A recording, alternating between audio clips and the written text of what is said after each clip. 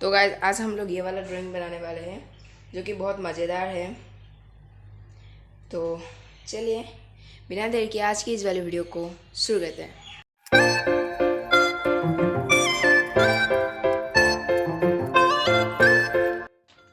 तो गाइस मैंने ये वाला पार्ट कर लिया है मस्ती मजाक में, तो अब मेरा ये जो कैमरा है ये ऑफ था एंड सॉरी फॉर दैट।